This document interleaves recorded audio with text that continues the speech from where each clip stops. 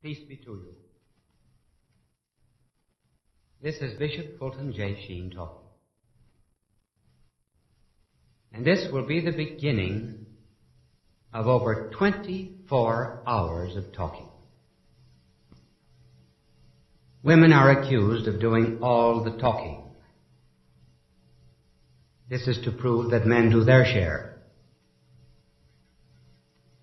I remember some years coming back from Europe, and the steward came out on the deck of the ship, and he said, "Are you Bishop Sheen who gave the mission sermon at St. Patrick's Cathedral 2 years ago?" "Yes." He said, "That was a wonderful sermon. I enjoyed every minute of that hour and a half." I said, "My good man, I never talked an hour and a half in my life." "Well," he said, "it seemed that long to me." Now this will well be over that hour and a half. And we have had alternatives in making these discs. One alternative would be to write out everything that I was going to say to you, and then read it to you. The other alternative would be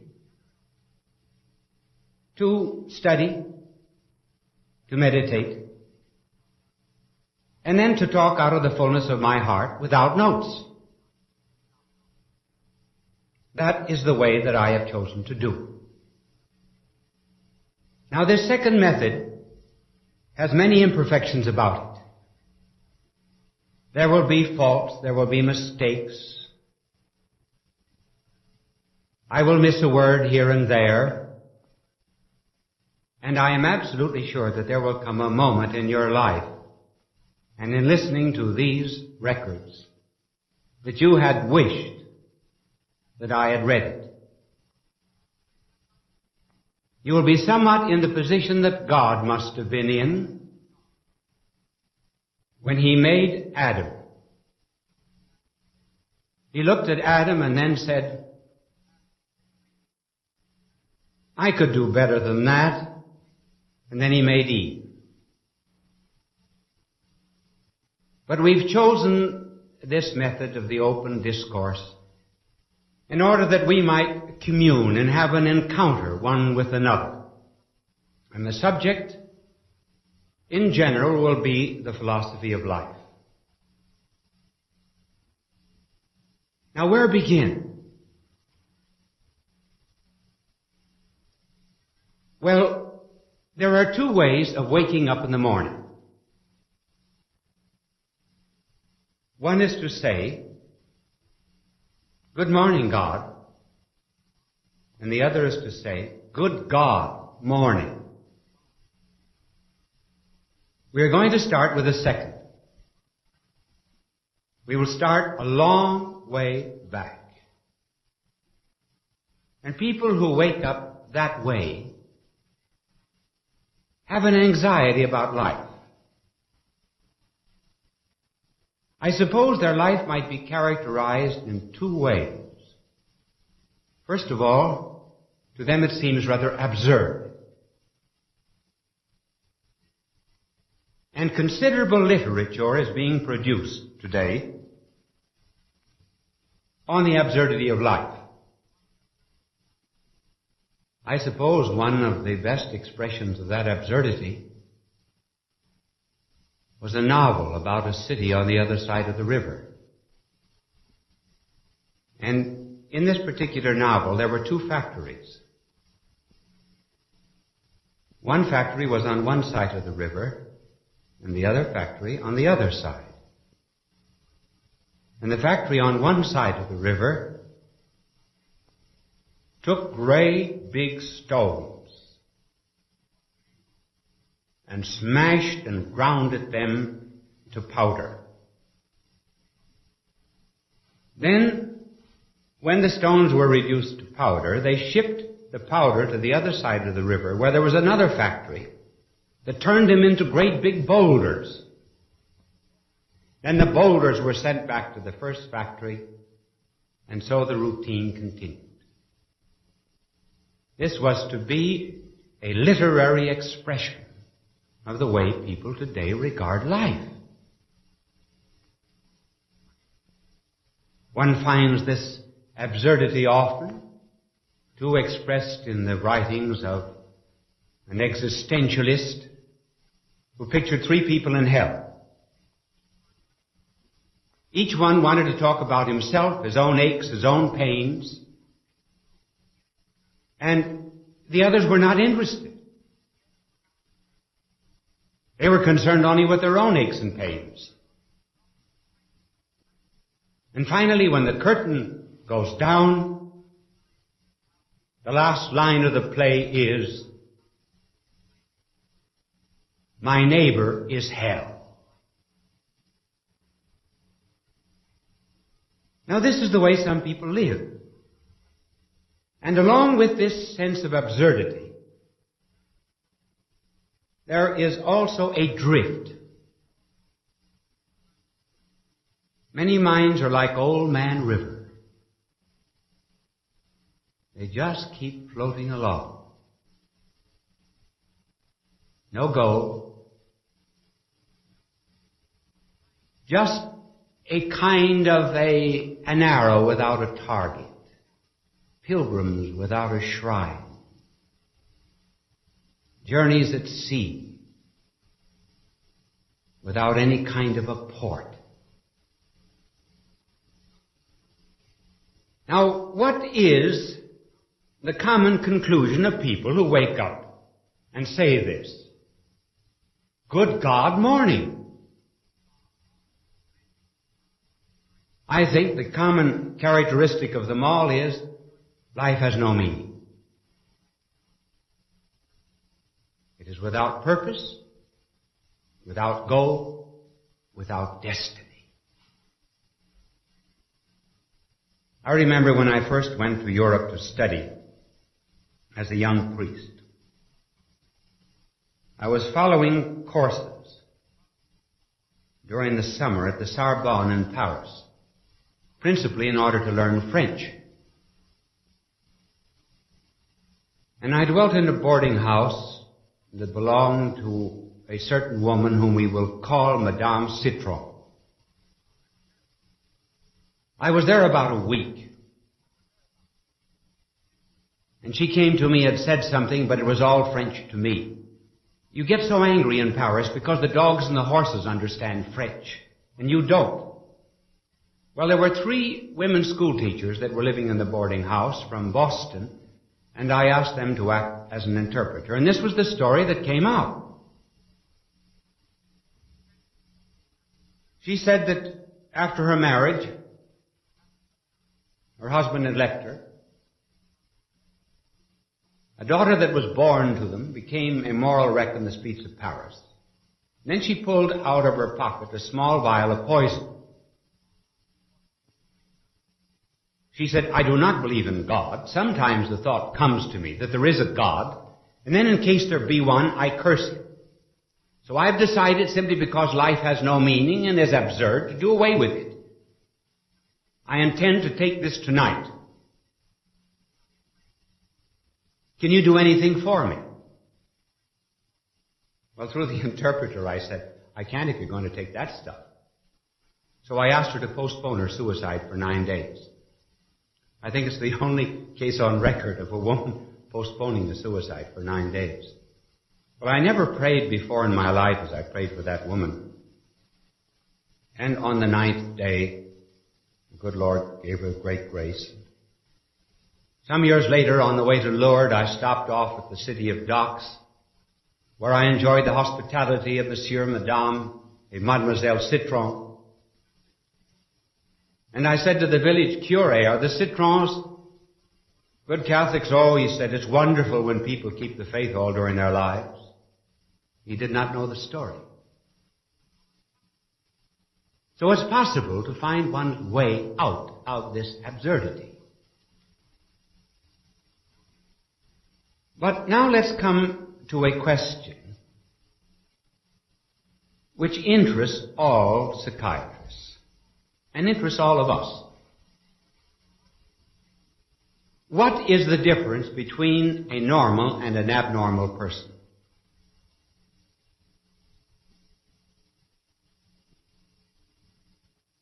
The difference is this. A normal person always works toward a goal or a purpose. The abnormal person looks for escape mechanisms, excuses, rationalizations, in order to avoid discovering the meaning and purpose of life. That is the difference. The normal person sets for himself a target. For example, in this life, a young man might want to be a doctor or a lawyer. But beyond that, there's something else. Suppose you ask, what do you want to do after you become a doctor? Well, I want to marry. And then raise children. And then be happy. And then make money. Give money to my children. And then there comes a last. And then. The normal person knows what that and then is. The abnormal person, however,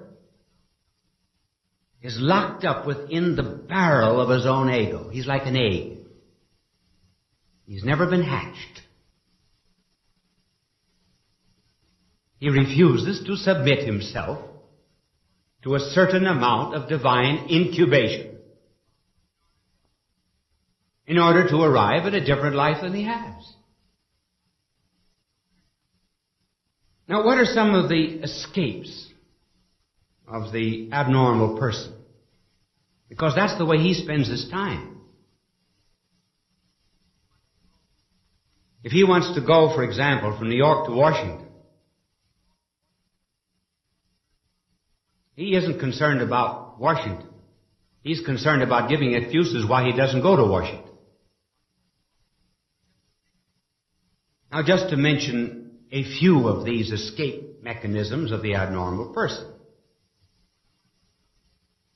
One, love of speed.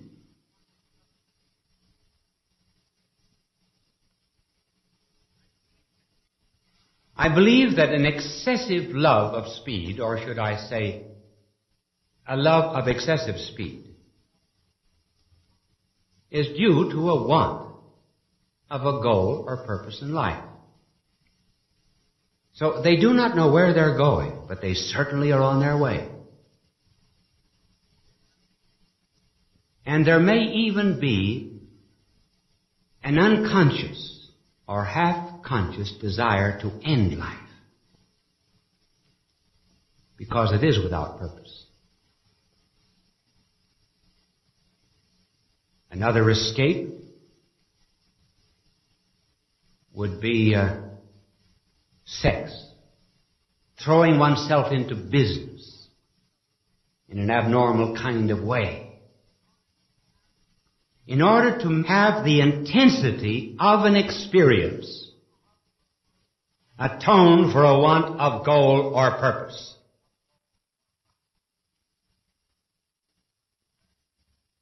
One of the very famous psychiatrists, Dr. Young, said that after 25 years of experience of dealing with mental patients, I would say that at least 1/3 of my patients had no observable clinical neurosis. But all of them were suffering from a want of the meaning and purpose of life. And not until they discover that will they ever be happy. In other words, the vast majority of people today are suffering from what might be called an existential neurosis. The anxiety and the problem of living. The answering of the question, what is it all about? Where do I go from here?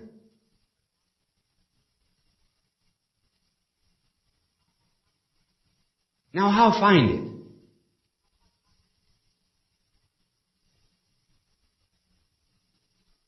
I know what you're thinking. Now you're thinking, now he's going to tell us to get down on our knees and pray to God. No, I'm not. I may say that a little later on, but I'm not going to tell you that now. And why? Because people who have an existential neurosis are too far away from that for the moment. I'm offering two solutions. The first, go out and help your neighbor.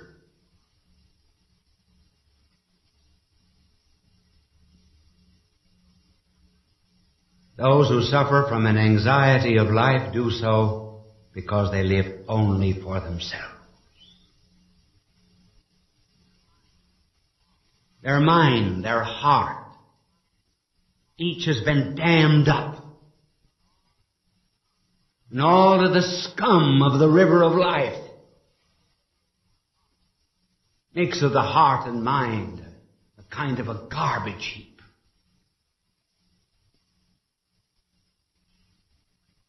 And the easiest way out of this is to love people whom you see. If we do not love those whom we see, how can we love God whom we do not see? Visit the sick. Be kind to the poor. Help the healing of lepers. Find your neighbor. And a neighbor is someone in need. Once you do this, you begin to break out of the shell. You discover that your neighbor is not hell, as Sartre says. That your neighbor is part of yourself and is a creature of God. Not very long ago, there was a father brought to me his young son, a very self-wise, conceited, young delinquent who had given up his faith and was bitter with himself and everyone whom he met. The next day, the boy ran away from home. He was away from home for a year. The boy came back as bad as ever, and the father brought him to me and said, "What shall I do with him?" I said, "Send him to school, but not in the United States." So I recommended another school. Now do not write and ask me what that school was. I recommended a certain school to him, and about a year later, the boy came back to see me. He said, "Would you be willing to give me moral support for an enterprise that I have undertaken in Mexico?" He said, "There's a group of boys in the college where I am who have built a little school. And we have gone all around the neighborhood and brought in the children to teach them catechism. We have also brought in a doctor from the United States once a year and for 1 month to take care of all of the sick people of the neighborhood." And I said, "How did you become interested in this?" Well, he said, "The boys went down there during the summer, and I thought I would go down too." And he recovered his faith and his morals and everything else in his neighbor.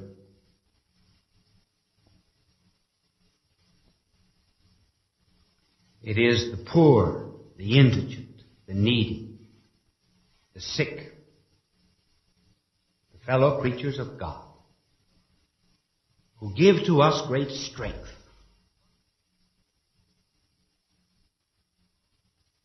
Some years ago, there was an Indian who went into Tibet. He went in to do a little evangelizing of that non-Christian country. And he took with him a Tibetan guide. In the course of the trip, they got very cold, crossing the foothills of the Himalayas. They sat down, exhausted, almost frozen. And this Indian, whose name was Singh, said, "I think I hear a man moaning down there in the abyss." And the Tibetan said, "Well," he said, "you're almost dead yourself. You can't help him." And Singh said, "Yes, I will help him." So he went down, dragged the man out from the abyss the best he could, and carried him to the nearby village, and came back completely revived. Revived by that act of charity. And when he came back, he found his friend, who refused to aid the neighbor, frozen to death. So the first way to escape the anxiety of life is to find your neighbor. The second way is to leave yourself open to experiences and encounters with the divine, which will come to you from without. I say, leave yourself open. Your eye does not have light. Your ear has no sound or harmony. The food of your stomach comes from without. Your mind has been taught. Your radio pulls in unseen waves from the outside. And therefore allow this hole in your head,